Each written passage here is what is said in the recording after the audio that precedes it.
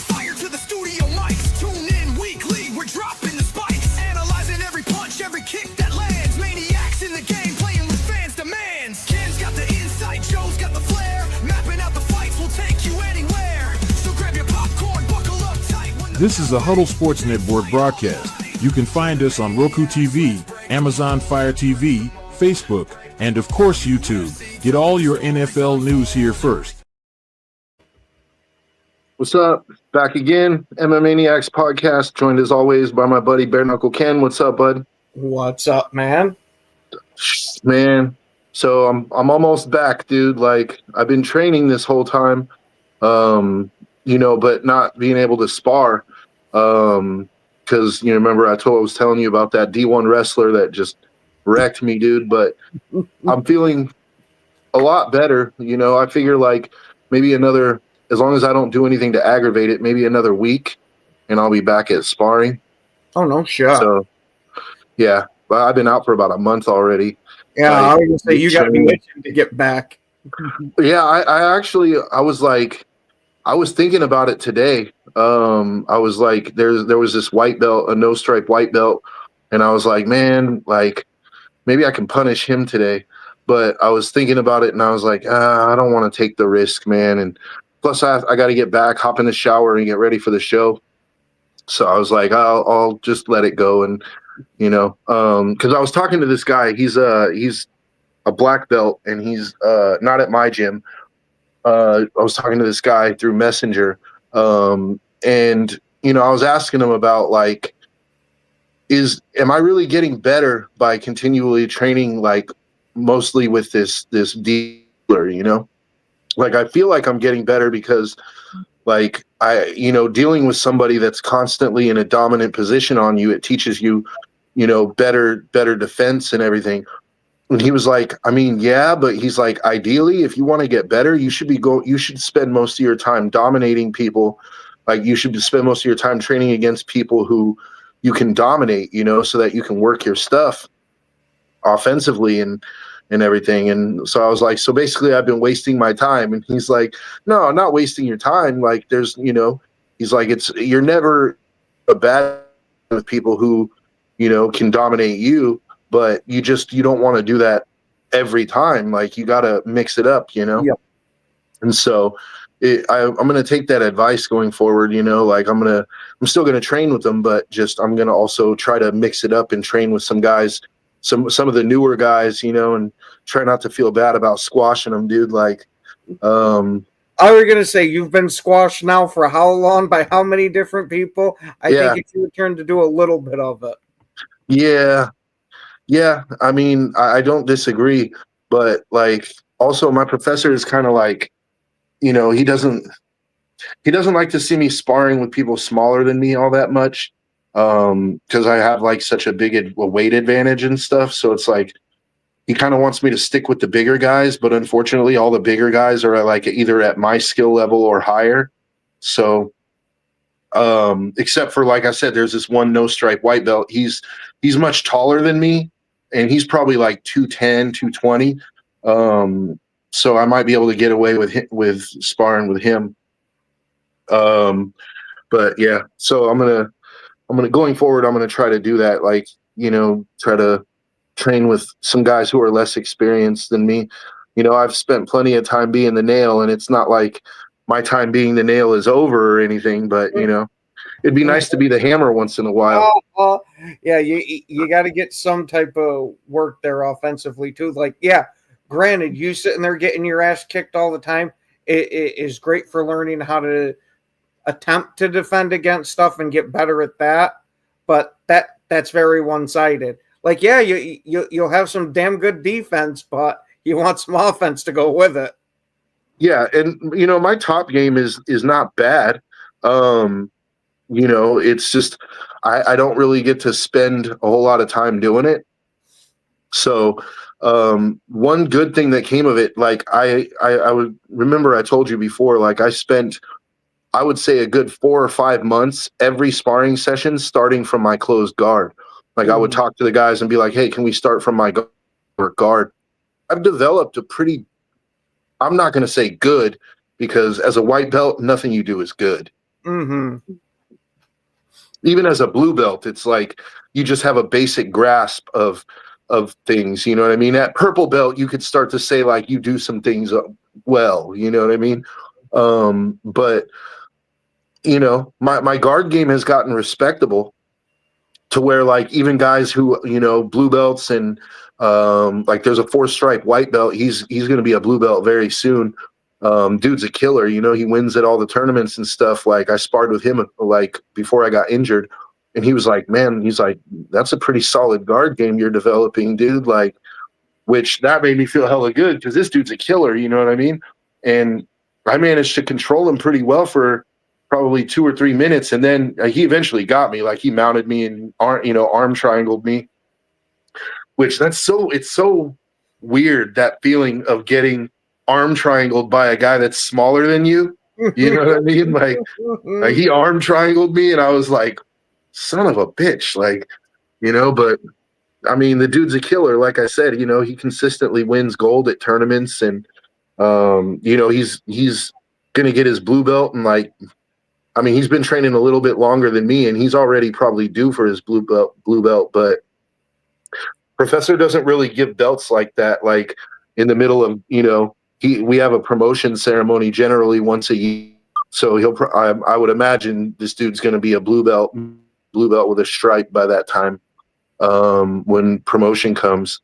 On the other hand, I'm sitting here thinking like, well, nobody's really getting promoted, like, so that means we're probably going to have a promotion ceremony. So I might get my second stripe. Hey. Who knows, dude? Who knows, bro? Like, I'm hoping, because at this point, it's like, bro, I'm 16 months in. By the time the promotion comes, I'll be 18 months in. That you should be able to get 2 stripes in 18 months, because generally guys get it around 12 months. So even with a 6-month idiot factor included, where it's like I'm just not that good, you know what I mean? Like a 6-month suck factor, like you would think like I can't be that far behind people, but we'll see. I'm hoping. So anyways, yeah, dude, we're coming up on 2 really interesting cards. The next one is the Aspinall card. That's going to be a fun one. Although, like I said, I'm actually looking forward to the co-main event more than the actual main event. I think Aspinall should be able to deal with Cyril Gahn pretty easily. But Verna versus Mackenzie Dern is, I'm glad Verna's getting her title shot, and I hope she makes the most of it. I talked to my professor, and I was like, we got like 2 weeks, man. It's coming up. Who do you think's going to win between Verna and Mackenzie Dern? And he said, I think Verna's going to win because she's tougher. And I was like, yeah, like you don't think her jiu-jitsu is better? He's like, I don't know. He's like, Verna's jiu-jitsu is really good, but Mackenzie Dern's jiu-jitsu, that's one I wanted to talk about that fight a little bit.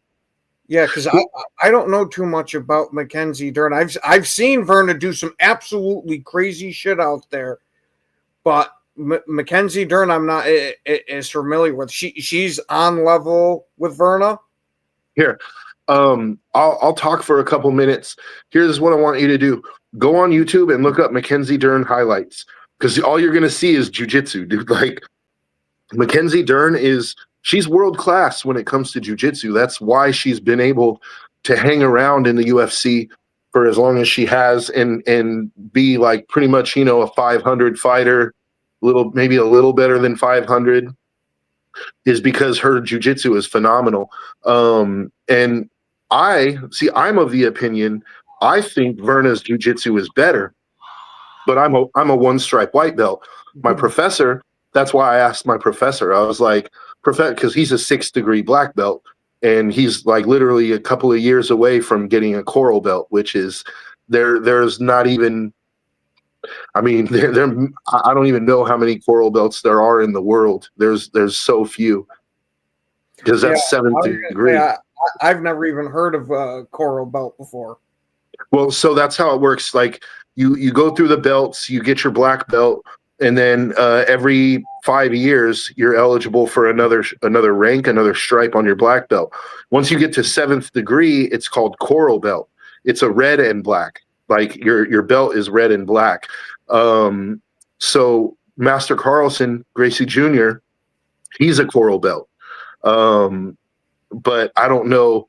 I mean, by this point, maybe De La Hiva, like maybe there might be like a couple of Carlson Senior's original students that might be 7th by now, like maybe De La Hiva, but and maybe what is his name? Alonso.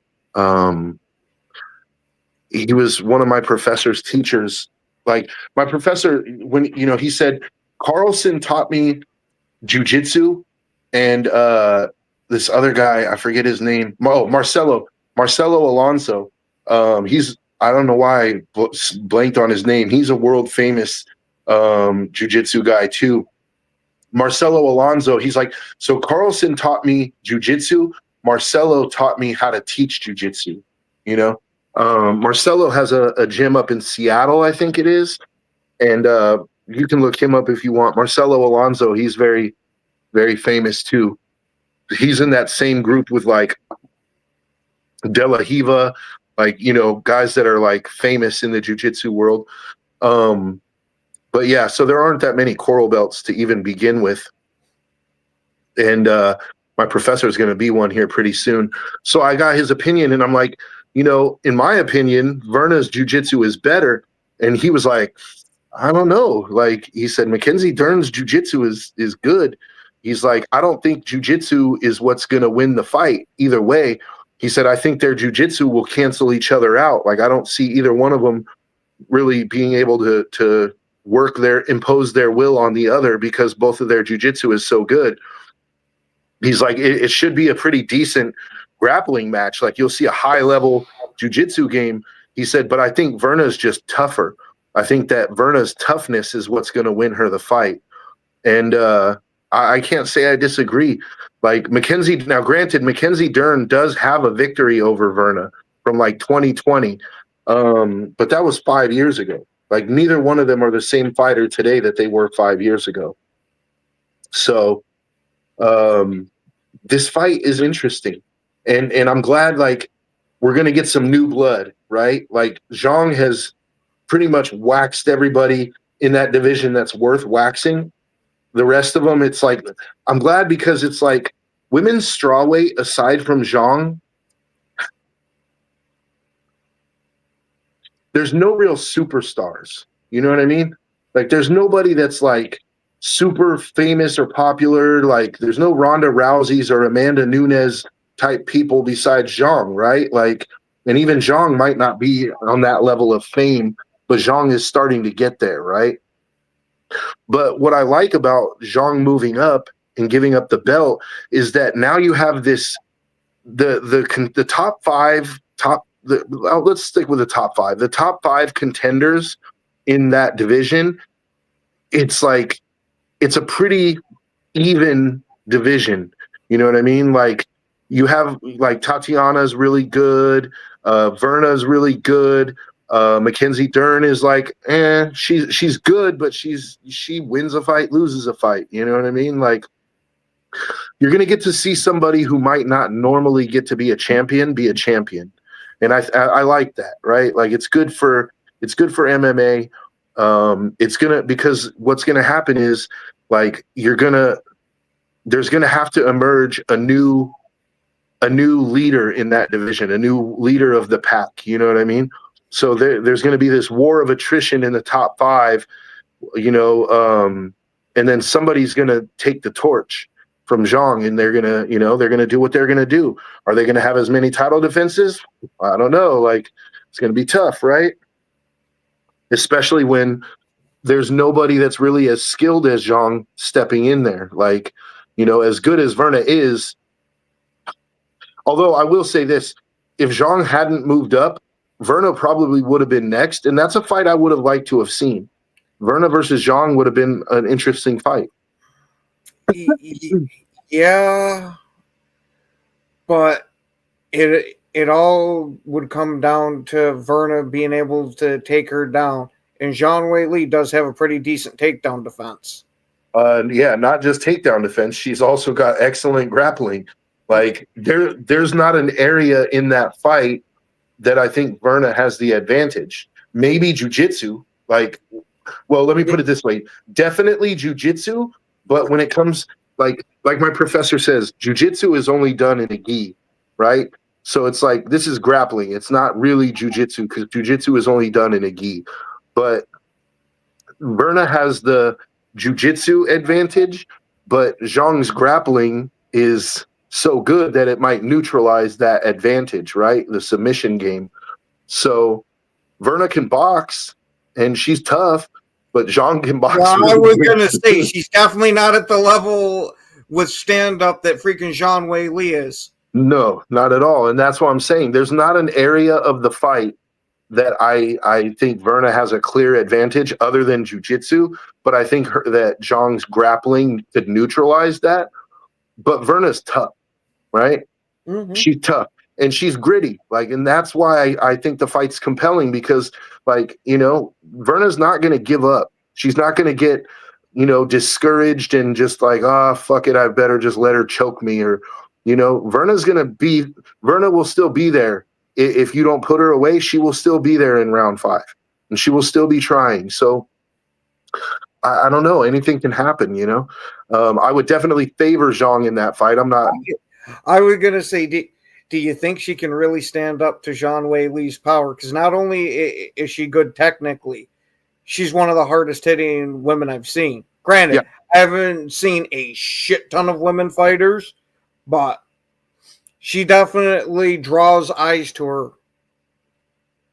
No, and that's what makes the Valentina versus Zhang fight so compelling is that Zhang has that power that's the great equalizer, right? Like Valentina is very technically sound. She's an excellent kickboxer, but she doesn't have a lot of power in her fists. Mm-hmm. You know, she's pretty pillow-fisted when it comes to that. But she can kick. She has, dude, her kicks are like a baseball bat. And Zhang has been head kicked before. Like, you remember Rose Namajunas knocked her out with a head kick in the first round.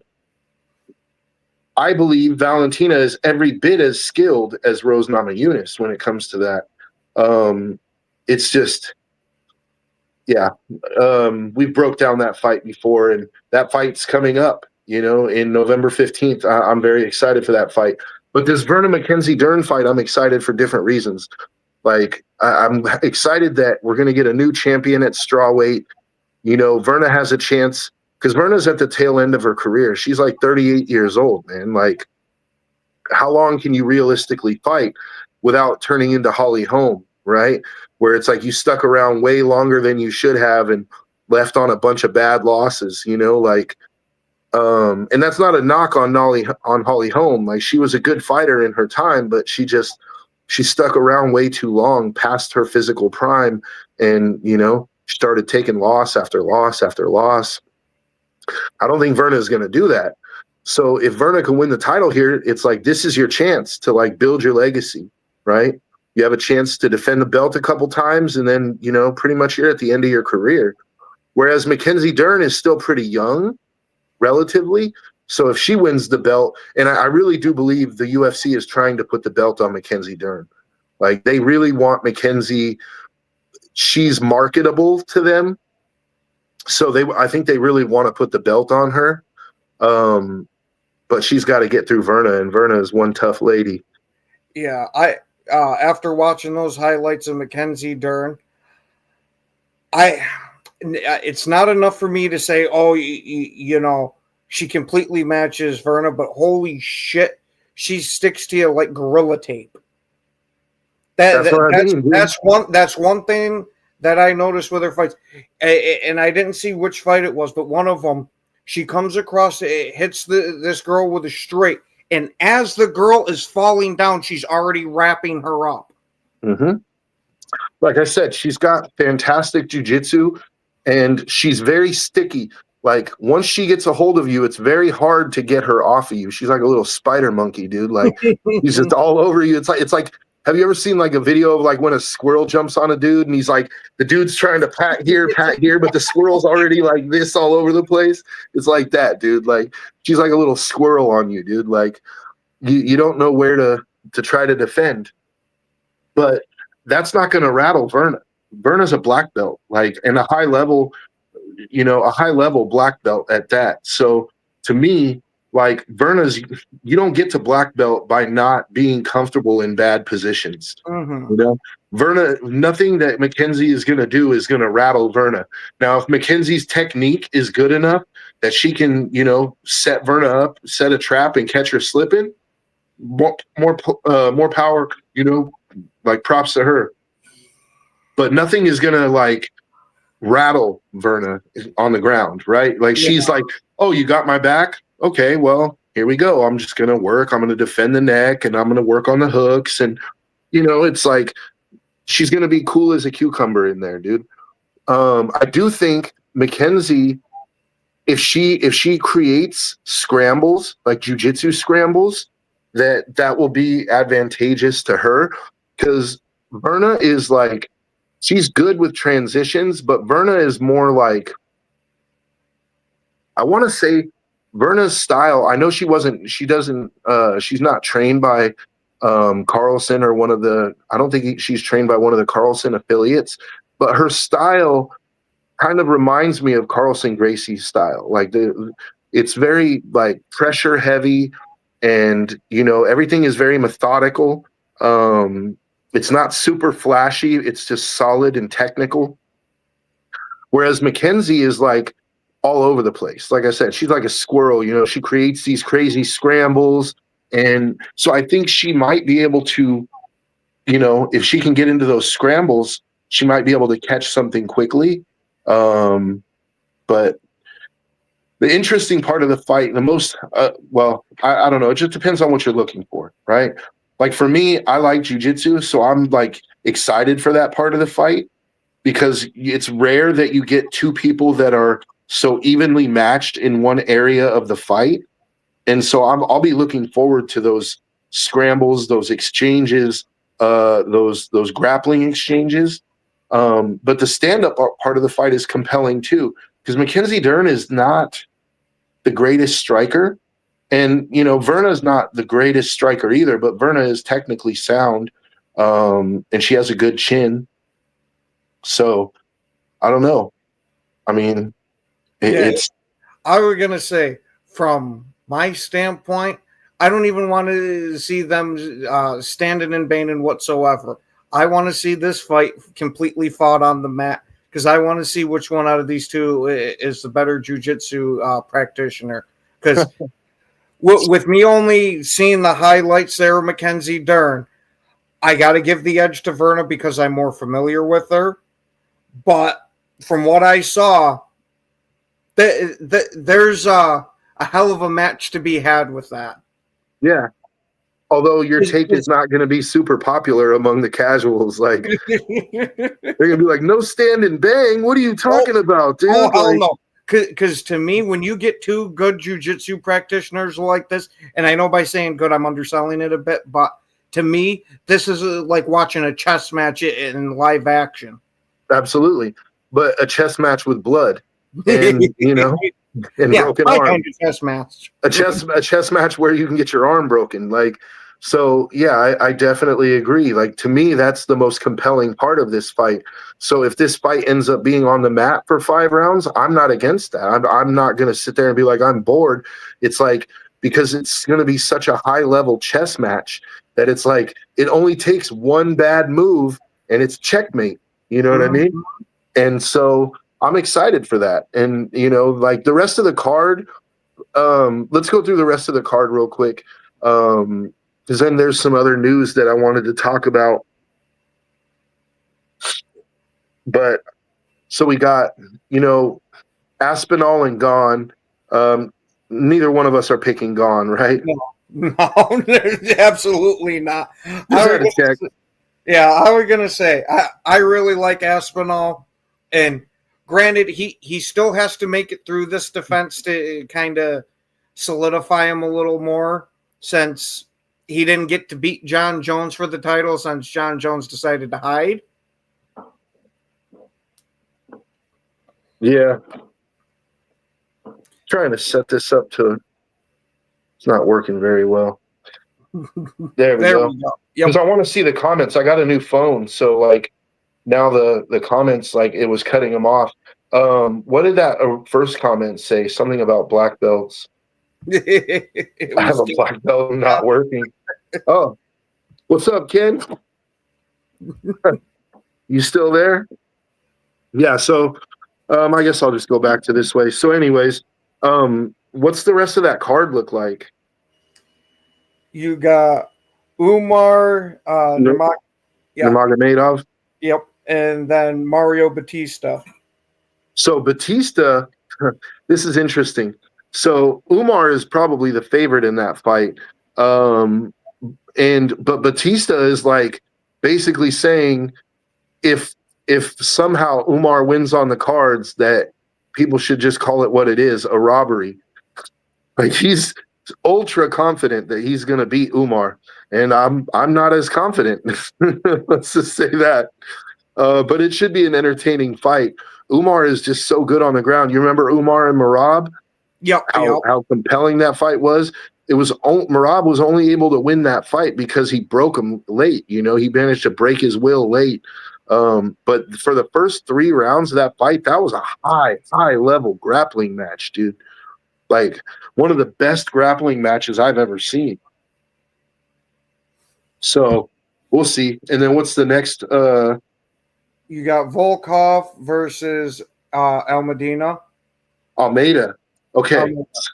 So this is a fight. Alexander Volkov is a good fighter. All right. Good, not great. He's a good striker. He has decent ground game. He's tall for the division. You know, and he's grizzled. He's a veteran. He's been around a long time, and he's fought the best. But Almeida is a very, very strong and dominant wrestler, right? So I expect Almeida to take him down and handle him pretty easily. But the question, the only real path to victory I see for Volkov is to catch him coming in.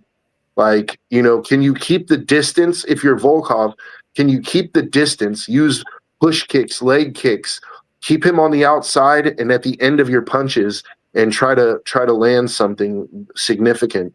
Because if Almeida is able to get him into the cage, it's going to be over fairly quickly, in my opinion. Like, Almeida will take him down, ground and pound him a little bit, and then either strangle him or just get the stoppage by ground and pound. Almeida is a very imposing wrestler, and he's on his way. Like, he wants to be next for Aspinall, and that fight would be compelling. That fight would be interesting. So we'll see. You know, he's going to fight Volkov. What's Volkov in the rankings right now? Oh, hold on. Let me switch to. Matter of fact, we haven't talked about the heavyweight rankings yet for a while. Let's talk about give me the top 10 at heavyweight, and let's look at the heavyweight landscape. You got Volkov is number 2 for heavyweight. Mm-hmm. Cyril Gahn is 1. Pavlovich is 3. Beldaze, I'm assuming is how you say it, is 4. Almeida is 5. Almeida is 5? Almeida. I keep freaking mispronouncing his. Cortez Acosta is 6. Sergey Spivak is 7. Derek Lewis is 8. And Ante Delasia is 9. And Marcin Tybura. Yeah, Tybura, he's Polish, I believe, and he's a good fighter. He's more in the, to me, he's like Volkov, right? Like, they're both guys that have been around a long time, solid strikers. Tabora, he's all right, but that top five, right? So Almeida's 5, and he's fighting Volkov. It looks like they're setting Almeida up. Like, if Almeida is able to get by Volkov, he should get the next title shot. Especially if Aspinall beats Gon, then Gon, you don't have an argument that the number one contender should fight for the belt because Gon will have lost his shot. And then Almeida would be, at least if he beats Volkov, he should at least move up to 2 or 3. So I think that pretty much sets up the next fight, right? Like, if Almeida can get by Volkov, he should be the next fight for Aspinall. So something interesting, 2 interesting things actually that I just read. So Charles Oliveira just fought last weekend, and he beat Mateusz Gamrot, right? And Charles said that he's at the end of his career, right? Like, for his last fight, he basically called out Max Holloway for the BMF belt. So I want to get your take on that. Obviously, like, we both like Charles, we both love Max. Do you think that fight makes sense? To me, not fully, because like you said, we really like Charles. His jiu-jitsu is absolutely outstanding, but we've seen a lot of these BMF fights, and you don't see a lot of jiu-jitsu going on in those fights. And if it's going against Max Holloway, we've talked till we're freaking blue in the face at how good of a technical striker he is and how accurate he is. We saw what happened to Oliveira. Granted, there's a huge difference in power between Topuria and Holloway, but that both of their accuracy is at least on par, or at least in the conversation of each other. Mm-hmm. And I gotta assume that with how bad Oliveira got beat against Topuria, that maybe it won't be something as devastating as that, but I gotta give it to Max Holloway in this. Mm-hmm. So here's my thing on it, right? Like, I think the fight does make sense if it's Charles's last fight. He wants to go out fighting a legend. Max already fought Dustin Poirier's last fight, so it sort of gives Max like the reputation of like he's the legend retirer, right? He's the legend killer, and it gives Max something to do, because I don't think people are in a big hurry to see Max versus Topuria again, even though Max is a contender at 55. I don't think people are in a rush to see that fight again. And so it gives Max something to do, because Charles is still a top 5 contender, right? So if Max polishes off Charles, he's right in there to get a shot against Ilya again. I was going to say the only thing I would say about the Topuria versus Max fight is don't forget that Max, it was changing weight classes for that fight and all that. Yeah, but do you really think that the fight ends that much differently? I mean, you're asking me. Come on. You really think I'm going against Topuria?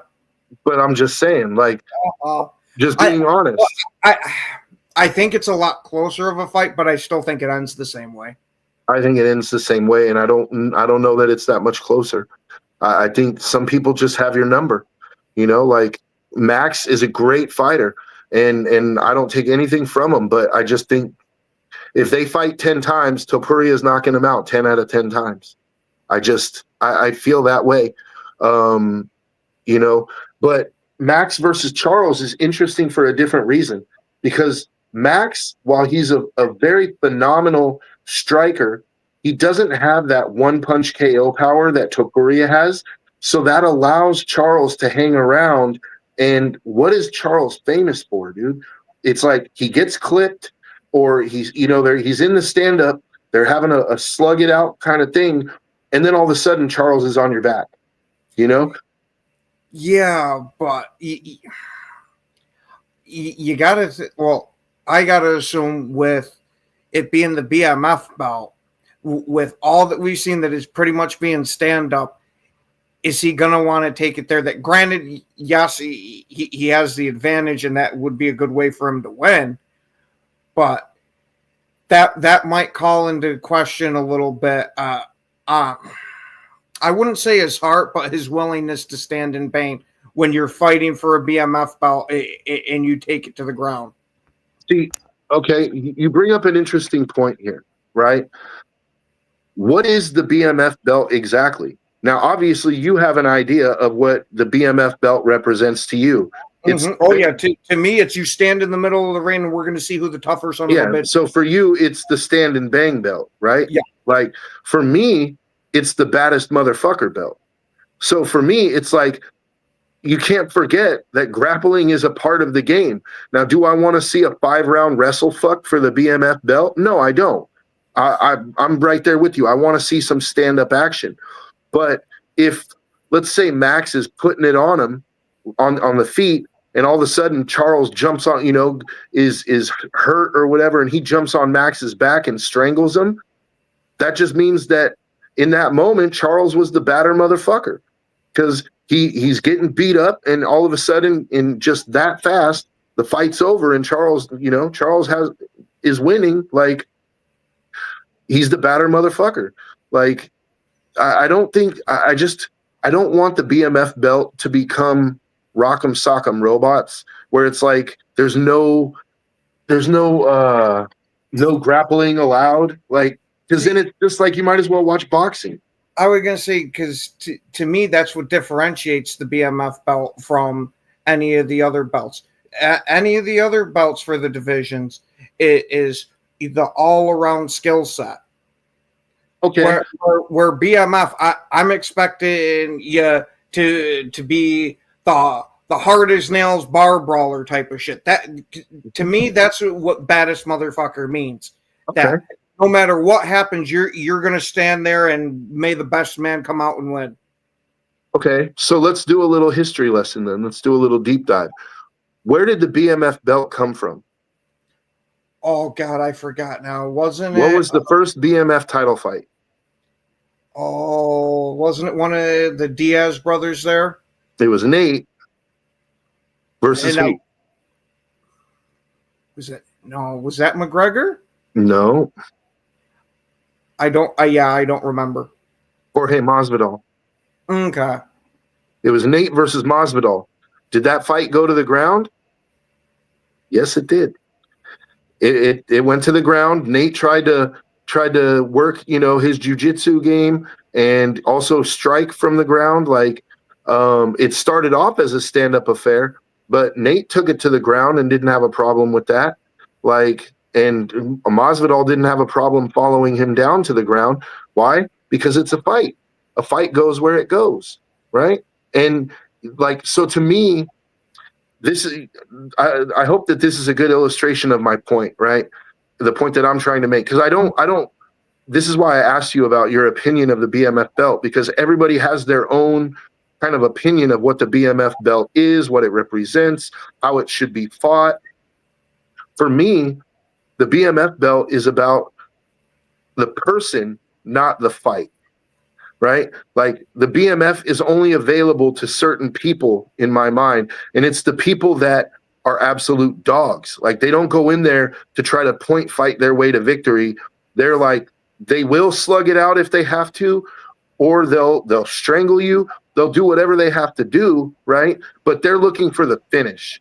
They're always looking to finish a fight rather than win by decision on points, right? So like a guy like Stephen Wonderboy Thompson, in my opinion, is not fighting for the BMF belt, right? Like, it's guys like, let me see, a good example. Gopuria would be a good example to fight for the BMF belt. I think Alexandre Pantoja would be a good person to fight for the BMF belt. Yair Rodriguez would be a good guy to fight for the BMF belt. Diego Lopez, guys who are in there to finish, and they're tough guys, right? Like, they're not going to let a cut stop them. They're not. So for me, the BMF belt is about the people fighting more than how the fight actually goes. unless somebody comes in there and just tries to wrestle fuck a 5-round decision. Then to me, that's like kind of weak, dude. Do you see what I'm saying? Like, the reason that the BMF belt was created was because Masvidal and Diaz were the two baddest motherfuckers. They weren't the best fighters. Like, they weren't even champions in their own division, right? But they were the baddest motherfuckers because you knew they're coming to kill you, right? Mm-hmm. Like, you can beat them by decision, but they're coming to kill you. They're not coming to win a decision and get their hand raised. They're coming to take you out. And to me, that's what the BMF belt is about. So for that reason, Charles has the most finishes in UFC history. Oh yeah, absolutely. When you're looking for BMF for finishers, I can't argue with that type of logic. It's just so hard for me to divorce the idea that the baddest motherfucker isn't the two guys with their legs planted in the ring. Yeah, I totally get it. Your opinion is not, you're not the only one with that opinion. Like, I would probably venture that the majority of fans look at the BMF belt that way, right? They look at it like it's the stand and bang belt. Like, we're going to sit here and we're going to trade, and whoever wins, right? Just like I don't really want to see jiu-jitsu and wrestling for the BMF. I don't want to see a technical boxing match either. I don't want the guys dancing around the ring, none of that. I want to see just for pure toughness. Yeah. So like that Khalil Roundtree versus Yuri fight would have been an excellent BMF title fight. Yeah, absolutely. Yeah, would have been a great, even though Khalil for the first 2 rounds was very technical, right? Mm-hmm. They were still engaging for it. Wasn't like a guy sitting there out there riding on his bicycle. Yeah. No, I agree. Which I'm not against the technical boxing in that aspect and all that. But for the specifics of BMF belt, I don't want to see it. Yeah, and see, the thing is, BMF belt has traditionally stayed at 155. It's like, if you look at all the people that have held the BMF belt, it's been only 155ers, you know? So it's... Now, I've heard some rumblings, and I don't agree with it, but what if it was one of those where it's almost unlimited weight class, where you guys don't have like a catch weight or something like that? What you come in as is what you come in as. It would never get sanctioned in today's MMA. The health risks to the lighter fighter would never get sanctioned, in my opinion. Not in the UFC, at least. Like, there could be an organization that could possibly come along and have no weight classes. But even then, I think any athletic commission is, because the goal is to have as evenly matched of, you know, with weight, with you know, and people already cut so much weight. I don't think you'll ever see that. Although that would be the real baddest motherfucker, right? Like, that's kind of my point with it a bit, is what if you don't have guys cutting weight whatsoever, and it's just whatever you think your peak performance weight is, that's what you're coming in as. Well, but see, the thing is that it goes back to that old saying that is in boxing: a good big man will always beat a good small man, you know? Like, if the skill level is equal, the bigger man is always going to win, right? Because of the weight. So it's one of those things where you would have heavyweights coming in squashing 55ers, dude. You know, and that wouldn't be entertaining. Like, is the baddest motherfucker really the guy that's 265 squashing a 55er? You know, now granted, you have the chance that 55er could knock the heavyweight out. And then he really would be the baddest motherfucker. Oh, absolutely. I was going to say there'd be no denying it at that point. Well, see, we're going back to UFC 1 again. Like, look at Royce Gracie and the size of the guys he fought, like Chemo. I was going to say, that's exactly what was in my mind as I was talking about this. I'm sure it was. That was in anybody who's watched UFC for a while. like, and knows about its inception, everybody was thinking the same thing. Like, remember Hoist Gracie, how he used to beat guys that were 400 pounds? Like, yeah. Like, and that's why Hoist Gracie was the baddest motherfucker for a long time, right? Yeah, I was going to say, but this is where we got to give a little bit of context. This is pretty much when jiu-jitsu got introduced to the mainstream was from Hoist Gracie in those original UFCs. So these guys never saw anything like that. And what if I told you, did you know that the Gracies are the ones who actually put on that first UFC? Oh, I didn't know that one. The Fertittas didn't buy UFC until like 2002 or 2003. Them and Dana White, they bought the UFC then. The Gracies originally owned Hoist's side of the family, not Carlson's, originally owned the UFC, and they started the UFC. And what if I told you that the entire reason that they started the UFC was, and they chose Hoist as their fighter, was so that they could show that jiu-jitsu was the best of all the styles. Because remember, in UFC, in the original, it was like you had a karate fighter versus a jiu-jitsu guy, a boxer versus a shoot fighter, right? Everybody had specific styles. Nobody was well-rounded mixed martial artist. You didn't have a guy who was like, a kickboxer / jiu-jitsu guy. He was either a jiu-jitsu guy or a kickboxer. And that was the whole purpose behind the original UFC, was to demonstrate that Brazilian jiu-jitsu was the most practical, the best combat martial art that existed. And Hoist proved that for a while, right? So is it almost like the original UFC was like a long-form commercial for their school? Or was it just that, hey, I want jiu-jitsu to be more respected? It was both. It was more that they wanted to bring jiu-jitsu into the mainstream, right? To any martial artist, if you're always going to feel like your art is the best art, right?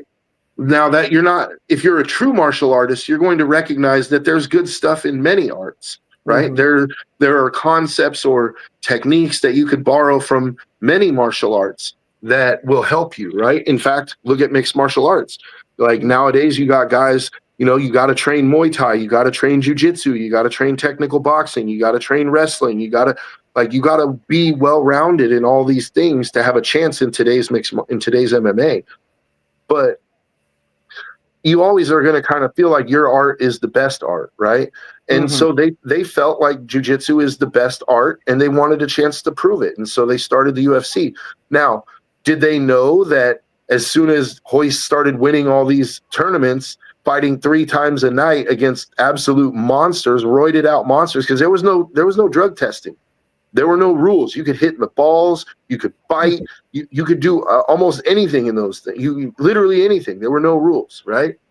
You could kick a guy in the face when he was down. You could stomp on his balls. Like, there was no rules. And Hoist came out on top. Did they know that they were going to have people lining up at their gyms? Of course they did. They had to. They had to have some kind of idea that if Hoist, won these tournaments, that it was going to grow their membership, grow their students. But they also took a tremendous risk, because you're fighting a 300-pound guy. There's always the chance that he's going to land that punch that's going to knock you cold, dude. Like, whether you're Hoist Gracie or not, there's always a chance that, it's a fight. Anything could happen. What if a big old wrestler would have came in and grabbed Hoist and dropped him on his head, and that's the end of the fight? The Gracies took a huge risk, and they deserve to be rewarded for that risk, right? In my opinion, like, Hoist wasn't guaranteed to win, and so yeah, I think they took a gamble. They believed in their art enough to say, like, we're willing to test it. Like, we're willing to see, if jiu-jitsu really stacks up against all these other martial arts, and it did. But they already kind of knew, because Carlson Sr., he was fighting Vale Tudo, and a bunch of his guys were fighting Vale Tudo for years. I don't know if you know what Vale Tudo is, but in Brazil, Vale Tudo is basically a street fight. Okay. Like, it's UFC, it's UFC 1 without gloves. Like, gotcha. Or maybe with gloves now, but it's like, you can kick in the face, you can rake eyes, you can kick balls, you can do whatever you want, dude. It's like it's rough, dude. And a lot of Carlson's guys came up through Vale Tudo.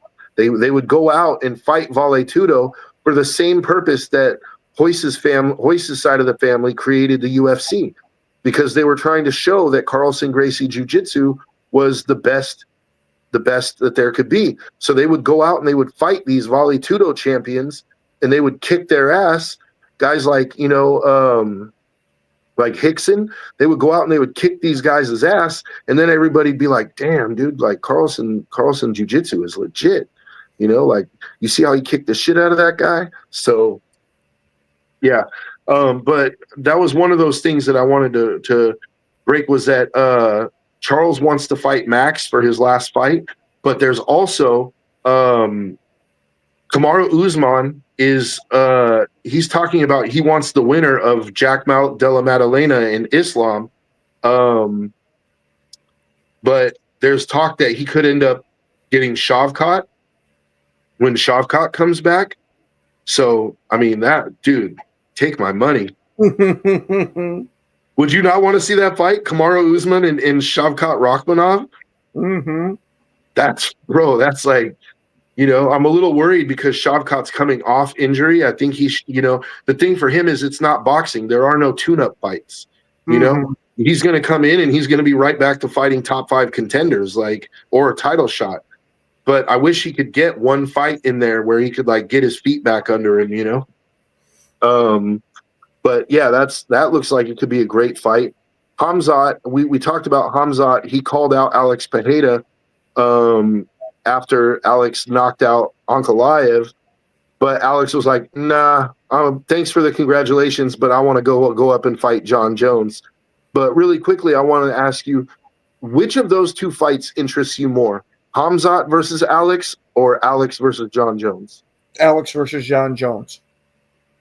So it's just immediately, you don't even have to think about it? Absolutely. For the whole fact of we were teased this fight until he had Pereira had lost the belt there. Mm-hmm. Okay. Because to me, I relatively feel like we almost got cheated out of it. Granted, yes, obviously we didn't, but with the build-up that was coming up to it beforehand, it almost felt like it was a foregone conclusion. And then Alex gets injured, loses the belt, and poof. Yeah, that's fair. I agree that I mean, the Jones fight interests me more, but that doesn't mean that Hamzat versus Alex wouldn't interest me. I think that's an interesting fight as well. But I also feel like, Hamzat, slow down. You just won the belt. You haven't even defended it yet, right? Go get a title defense before you start trying to, it's to quote TLC, don't go chasing waterfalls, dude.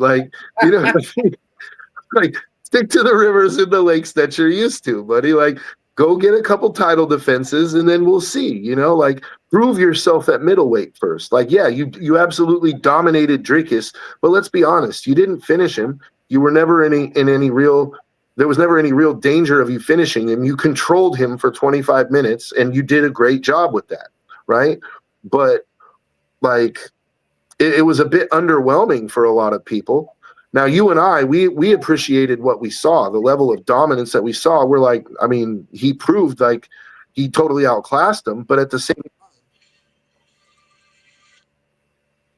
bro, you should go ahead and defend your belt at least once before you start trying to make super fun. Mm-hmm. The other thing. Oh, we lost to Joe. How are we going to say? He should be back here real soon as we're getting close. Oh, here he is. Stupid internet. No, actually, I hit the button. I hit the wrong button. I was trying to fix my audio, and I hit the wrong button, and all of a sudden I was like, "Oh, I'm out of the show." But before the time runs out, I wanted to throw this out there also, because this is kind of interesting. So, Dana White announced the other day the end of the year card, December. Merab is going to be defending his belt against Piotr Yan. Yeah, I just seen that get announced the other day. So Merab is going to go for 4 title defenses in a single year, right? Now, I know you and I are both like, Merab is amazing, right?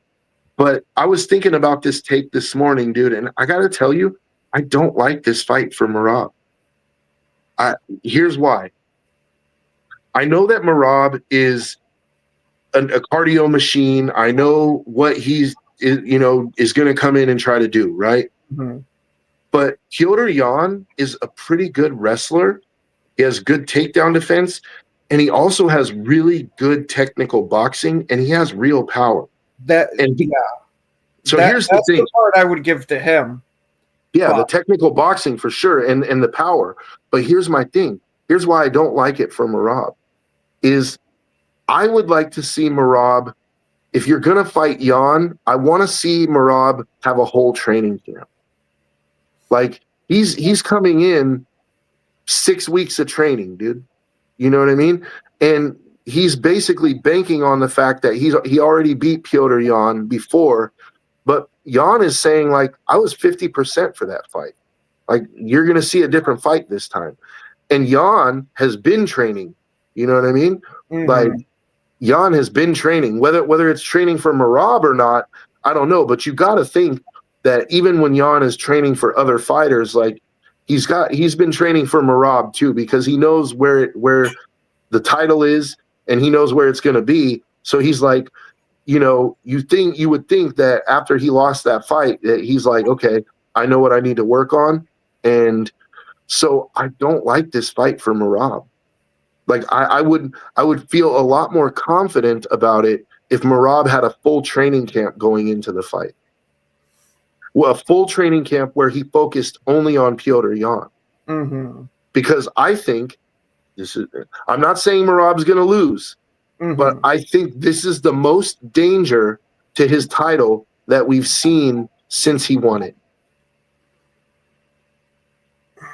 Yeah, I get what you're saying, but Sandhagen sure had a hell of a lot of hype going into this fight against Merab, where a lot of people were saying that about that fight. Yeah, well, I don't know if they were saying that. Maybe they were. Maybe some people were. Sandhagen's striking is so versatile that it was dangerous, right? That was the thing, was like, is he going to hit a flying knee? Is he going to throw a spinning elbow? That was the dangerous part. No, this is dangerous because is Petr Yan going to land a right hand that's just going to put Merab out cold? Because Merab has been caught many times. He's been clipped and he's managed to survive, right? Because they didn't connect just that little extra percentage of power right on the chin, Yan has that kind of power. And Yan has very good punch accuracy too. Mm-hmm. Like, he's sort of, I don't want to say overlooked.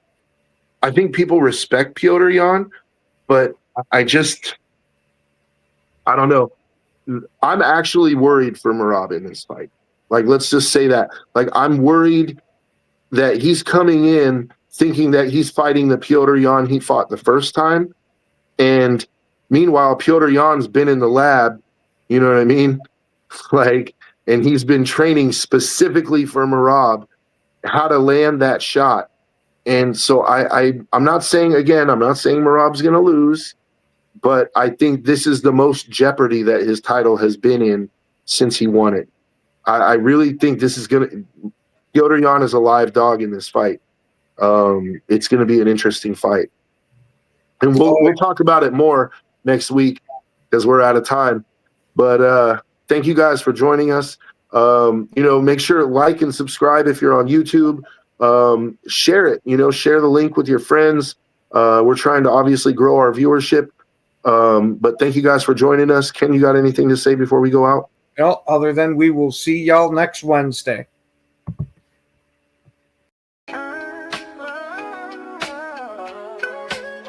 Yeah, yo, it's game time, ain't no messing around. Huddle Sports Network, the best in town. From NFL rumors to the latest trends, we got all your sports, just tune in, my friend.